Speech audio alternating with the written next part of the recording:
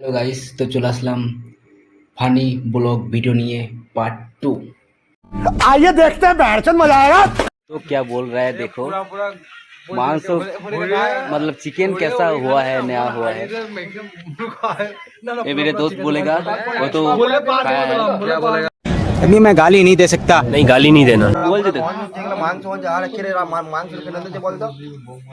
ওই যে কোথায় গেল, চলে গেল বাইরে। বোঝা বলছে খাবি খা, নাহলে খেতে হয় না। কাকে বলছি? হ্যাঁ, आइए देखते हैं बैठचंद मजा आएगा। মাংসটা আমি যদি বলে দিই পুরা পুরা গন্ধ হচ্ছে, সেটাও ভাববে তাহলে আমি মানে এত কষ্ট করে আনলাম যে আমাকে এরকম অপমান করে দিচ্ছে।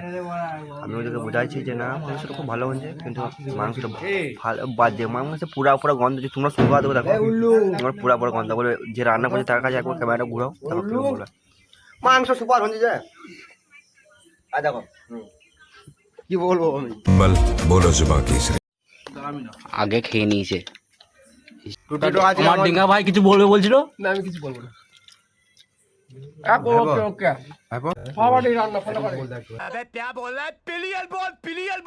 কেটে যদি ভরে নিলে এমনি করে পক্কারে ঢুকে যাবে। ঠিক আছে, রাজুদা পরোটা 30 টাকা। ওদিকে দিয়ে এই আমাদের পরিবেশনের স্টাইলিশ বয়। ও চা বাজে বলে এখন পরে কথা বলছি। শেষ হয়ে গেল, এখন অবস্থা দেখো। তাহলে অবস্থাটা দেখো, যে রান্না করছে সে তাকেই ধুতে হচ্ছে। আমি ধুচ্ছি, আমি খাওয়াচ্ছি। আর এইটাকে দেখো, মাল মশলা সব কেটে দিতে আমাকে দিতে হয়েছে। মানে কি বলবো, বলার কিছু নেই। আরে মানে ও কিছু কাজ করছে, ওকে কিছু বলা যাবে না। আমিও কিছু করলাম, আমার হাতে লেগে রয়েছে, এখন বুঝতে পারছেন। खाओ माँ कसम। তো বলছিল যে ভালো হয়েছে, তো আমার এই বন্ধু বলবে যে মাংসটা কেমন হয়েছিল। পুরা পুরা গন্ধ চুবড়ে বাজে হয়েছে। আমি ওর সামনে বলছি না, কারণ ও যদি খারাপ হবে বলছি। খুব সুন্দর হয়েছে মাংস, আবার বাম্পার থেকে খুব সুন্দর। তোমরা তো বুঝতে পারলে, জিপে জল চলে আসছে, সেন্ট শুনলে একবার এত সেন্ট গো, বাবার বিশ্বাস করে যেতে না। खाओ माँ कसम।